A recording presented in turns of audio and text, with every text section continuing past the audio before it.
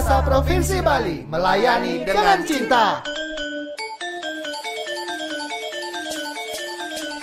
Salam bahasa, sahabat bahasa di mana saja sahabat bahasa berada. Senang sekali saya Mas Krisna kembali hadir menemani sahabat bahasa dalam program Subacita, Suara Bahasa dan Sastra untuk kita. Sebuah program yang digagas oleh Balai Bahasa Provinsi Bali untuk menyampaikan informasi kebahasaan dan kesasaan kepada masyarakat. Program Subacita disiarkan melalui studio Subacita, Balai Bahasa Provinsi Bali.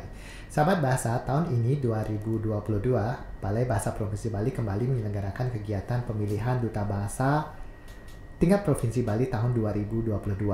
Dan kegiatan ini juga sudah menghasilkan 20 duta bahasa dan satu pasang pemenang pertama terbaik satu duta bahasa tingkat Provinsi Bali. Mereka adalah IKD Aditya Saputra dan Niputu Ayu Nia Loviani. Subacita kali ini kita akan mengenal lebih dekat siapa duta bahasa Provinsi Bali tahun 2022. Ya, Nia dan Adit. Betul ya, manggilnya Nia dan Adit. Iya. Ya. Nia dan Adit apa kabar? Baik, Pak Mas. Baik ya. Baik, pemilihan duta bahasa sudah, kalau di Provinsi Bali sudah Mei ya, kalau tidak salah ya, Iya. sudah Mei. Sebelum itu Nia merupakan mahasiswa di Sastra Inggris Undik saya, betul ya? Adit baru akan melanjutkan, begitu ya Adit ya.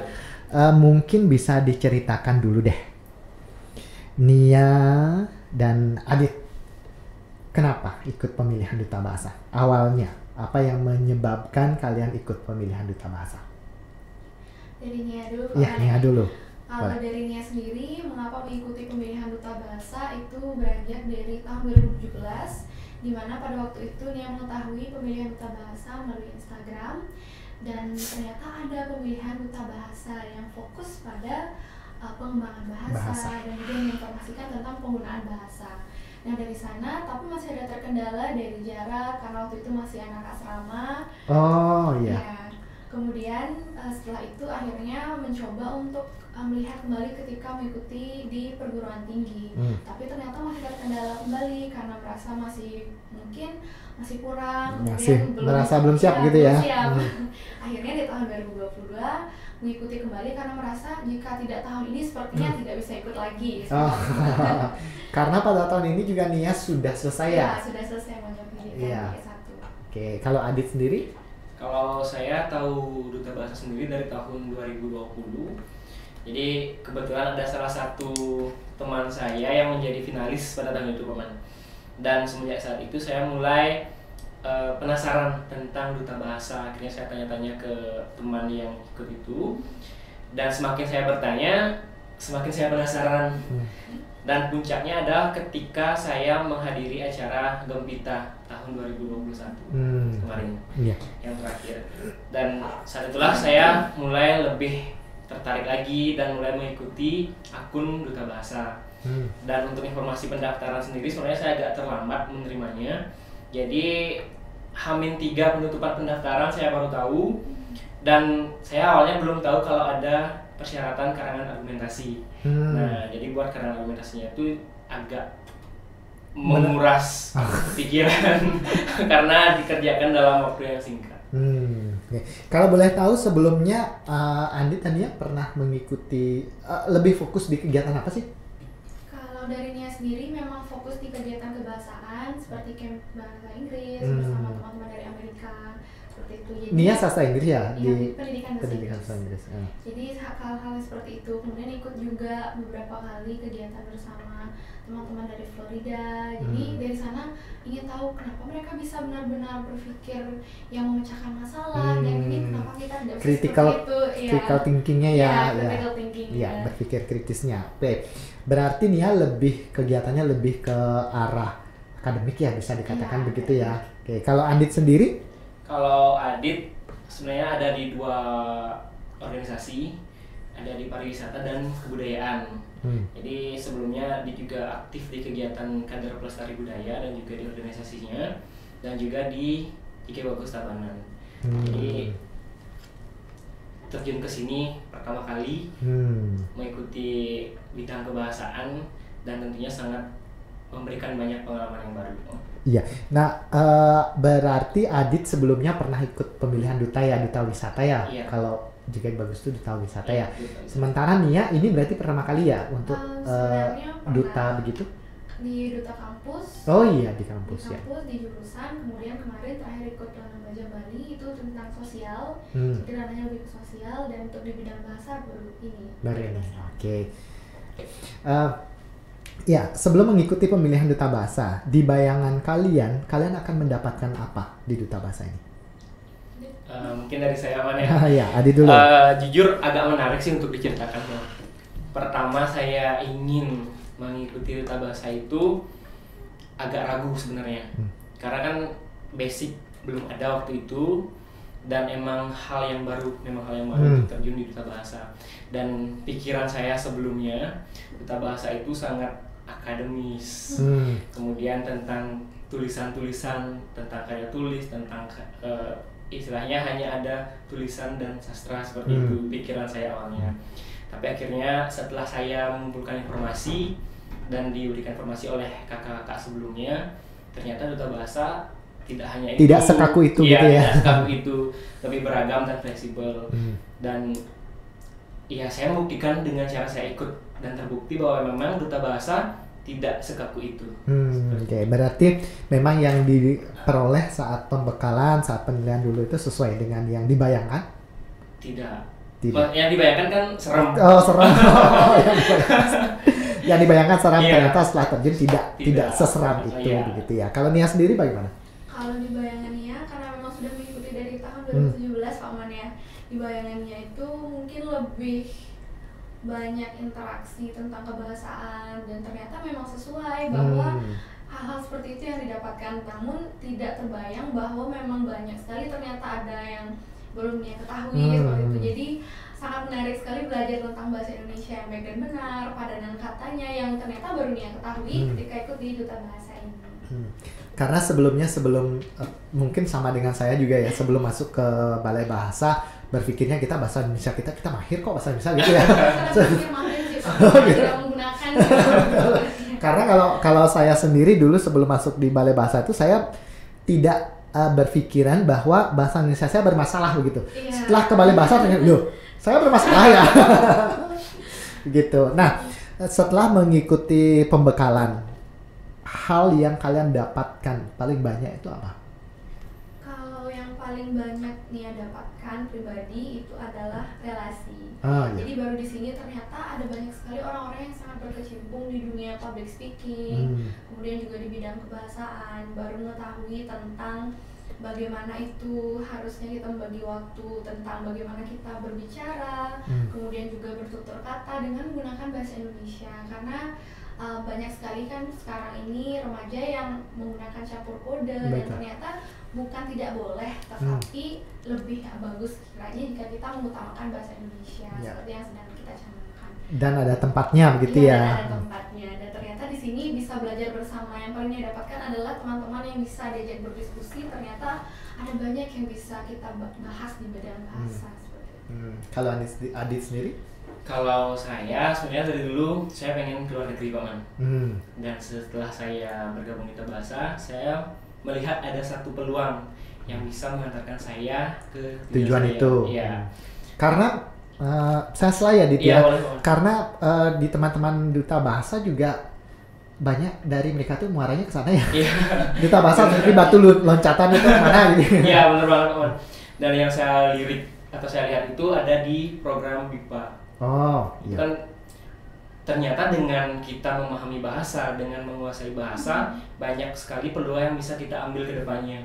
Salah satunya program BIPA sendiri. Betul. Dan mungkin ini akan menjadi salah satu target saya 4 tahun ke depan setelah saya menyelesaikan studi saya, karena salah satu syaratnya kan minimal S1 S1 ya. betul. Ya, seperti itu Pak. Ya, saat mengikuti pembekalan, kemudian sekarang menjadi duta bahasa, terpilih sebagai pemenang 1. Sebelum pembekalan itu atau saat mengikuti pembekalan itu, kalian ada bayangan akan menjadi yang terbaik? Kalau kami sudah sempat ngobrol dan kami memang tidak ada bayangan sebelumnya. Karena apa? Karena finalis yang kami ajak Pak Man, 18 orang lainnya juga sangat mumpuni Pak Man menurut kami. dan kami tidak pernah merasa bahwa istilahnya kami unggul dari mereka, dan kami pun dalam perjalanan sering berdiskusi, bercurah pikiran. Istilahnya ketika kami melakukan diskusi tersebut ya kami merasa banyak sekali yang masih perlu kami perbaiki. Dan ternyata diberikan kesempatan ini tentunya tanggung jawabnya akan kami emban dengan baik dan nantinya mendapatkan hasil yang maksimal. Iya. Nah, ini juga ya, mungkin sahabat bahasa juga sudah mengetahui bahwa Duta Bahasa setiap tahunnya itu melahirkan 20 duta bahasa begitu ya. Yang walaupun memang saat pemilihan itu tentu karena pemilihan kan ada juara 1, juara 2 dan seterusnya. Tetapi dalam melaksanakan kegiatan itu kan kalian harus berkolaborasi di antara 20 orang itu. Nah, apakah saat pembekalan itu kalian sudah ada rasa bersaing tidak dengan yang lain? Kalau selama namanya kompetisi Pak Mane, pastinya rasa kompetisi itu pasti ada. Akan tetapi yang saya rasakan bersama Adit waktu kompetisi kemarin lebih seperti kekeluargaan, karena pada waktu itu ada teman kami yang terkena musibah, kami masih kesana bahkan setelah bakat pada malam waktu itu. Jadi kami merasa di sini kami mengembangkan diri bersama-sama. Bahkan juga ketika akan ada tes untuk public speaking dalam bahasa Inggris dan juga bahasa Bali tersebut, kami juga berdiskusi terlebih dahulu. Kami latihan bersama, yang lebih mahir berbahasa daerah mengajarkan temannya yang kurang mahir, seperti itu. Begitu juga dengan bahasa asing. Adit juga merasakan hal yang sama? Iya Pak. Dan memang yang kami ciptakan sebenarnya di angkatan, mungkin sekedar informasi, kami membuat nama angkatan kami sebelumnya kan Abinaya. Tapi setelah perjalanan menjadi apa? Menjadi Kancil. Oh, itu apa? Mungkin agak kurang nyambung Pak Man ya. Tapi dengan kami mengangkat Kancil karena salah satu, jujur nama Kancil ini kami dapatkan setelah kami berkegiatan bersama. Waktu itu saat Mancakrida. Saat Mancakrida ada salah satu kelompok yang namanya kelompok Kancil. Dan kami menggunakan itu sebagai lelucon. Dan akhirnya itu selalu terngiang di benak kami, akhirnya menjadi penguat kami. Kalau sudah berbicara tentang Kancil, kami langsung ingat dengan angkatan kejadian itu. Nah, karena Kancil juga bisa dikatakan, kan saya tidak tahu di masa kalian apakah begitu, karena di masa saya saat saya muda, walaupun sekarang masih muda begitu ya. Yang dulu Kancil itu menjadi tokoh yang benar-benar dilihat orang gitu. Anak-anak itu sudah tahu Kancil itu seperti apa begitu. Mudah-mudahan juga kalian menjadi seperti itu begitu ya. Baik. Nah, dalam pembekalan itu kan sekian hari kan, dari malah pra pembekalan lagi ada banyak sekali materi yang kalian dapatkan, entah itu penulisan artikel, kemudian ada bicara publik dan sebagainya. Kalau menurut kalian masing-masing, Nia dan Adit, materi apa sih yang menurut kalian itu benar-benar kalian dapat sesuatu di sana? Kalau saya di penulisan artikel, karena jujur sebelum saya mengikuti Duta Bahasa Provinsi Bali, kemampuan saya untuk menulis menurut saya masih sangat di bawah rata-rata. Dan ketika dapat materi tentang penulisan artikel dan juga karya tulis, itu sangat bermanfaat bagi saya Pak Man, dan kedepannya semoga saya lebih cinta untuk menulis dan bisa menghasilkan karya-karya tulis berikutnya. Oke, kalau Nia? Kalau dari Nia sendiri, yang paling berkesan dan yang paling merasa mendapatkan manfaat gitu ya, meskipun semuanya mendapatkan manfaat, tapi yang paling mendasar itu adalah di bicara publik, karena dia sendiri latar belakangnya adalah seorang pendebat. Jadi dari intonasi bicara ataupun juga dari pelafalan itu kadang terlalu cepat yang tidak terkontrol karena terbiasa mengejar durasi waktu. Jadi pada waktu kemarin mendapat pembekalan, benar-benar merasa bahwa oh berarti saya harus memperbaiki bicara publik saya untuk menjadi lebih baik lagi. Baik. Nah, kalian sudah menjadi duta bahasa baru sebulan. Ya, baru sebulanan. Apa sih yang kalian rasakan? Ada perubahan apa pada diri kalian belum dan sesudah menjadi duta bahasa? Dari saya boleh. Jadi perubahannya sangat terasa Pak Man. Yang pertama, telinga saya menjadi PK. Kalau sebelumnya mungkin ketika ada celetukan-celetukan yang tidak sesuai dengan kaidah gitu, tidak urus. Oh ya. Gitu. Kalau dulu tidak urus gitu. Kadang kami juga nggak tahu, saya juga nggak tahu, tidak tahu apakah itu benar atau tidak, dan karena kurang PK. Tapi setelah bergabung di sini, ketika ada teman yang celetukannya tidak sesuai dengan kaidah, kami PK, saya PK.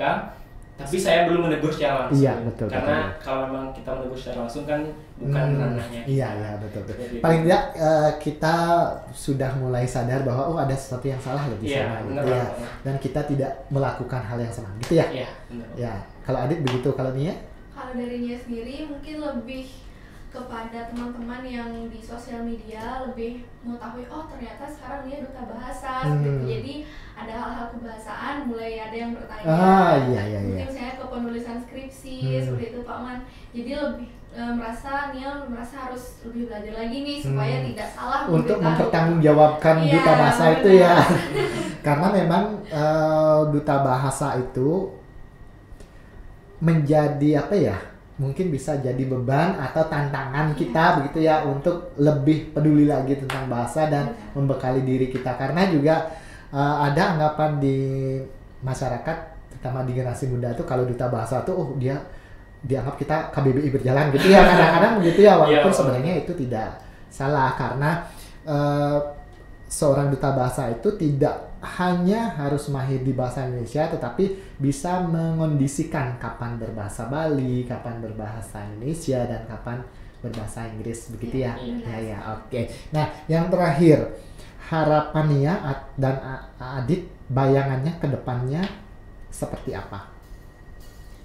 Kalau untuk ke depannya, Nia sih berharap dari duta bahasa ini bisa akhirnya memberikan informasi kepada teman-teman, kemudian juga nantinya menghantarkan karirnya, siapa tahu menjadi pengajar BIPA mungkin, atau nanti menjadi pengajar yang lebih PK terhadap bahasa. Jadi nantinya harus sebagai pengajar pasti memberikan informasi dengan pengantar berupa bahasa, tentunya harus memberikan yang terbaik untuk nantinya di Kalau Adit sendiri? Kalau saya sendiri ingin lebih berdampak di masa kita. Jadi saat ini teman-teman saya sudah mengetahui kalau saya sebagai duta bahasa Provinsi Bali, dan yang saya rasakan juga sudah mulai berdampak, seperti pengalaman kemarin malam saya ada kumpul bersama teman-teman, kumpul rapat salah satu organisasi, dan setelah rapat banyak yang bertanya tentang padanan kata, tentang kata baku. Akhirnya saya membuat sebuah kuis di sana, kecil-kecilan dan dadakan untuk padanan kata seperti itu, dan videonya nanti akan ada di Instagram saya, boleh dilihat. Oke, ya, betul. Nah, memang tujuan dari pembinaan duta bahasa ini adalah menciptakan generasi muda yang bisa mengimbaskan ilmu atau apa yang dia dapatkan di balai bahasa, gitu ya. Sepakat ya, sepakat gitu. Ya, baik Nia dan Adit. Pembahasan kita kali ini cukup sampai di sini. Nanti banyak pembahasan lainnya yang mau saya tanyakan, mau dikorek lagi, terutama kegiatan-kegiatan dan program-program yang kalian jalankan. Tapi kita tidak bahas hari ini, kita bahas di segmen yang lain. Ya, baik, terima kasih Adit dan Nia. Ya. Sahabat bahasa, demikian tadi pengenalan duta bahasa Provinsi Bali tahun 2022, Adit dan Nia. IKD Aditya Saputra dan Niputu Ayu Nia Loviani. Semoga apa yang kami diskusikan tadi bermanfaat, dan mohon maaf jika ada hal yang kurang berkenan. Kita akan bertemu dalam program Subasita selanjutnya. Salam bahasa. Untuk kita.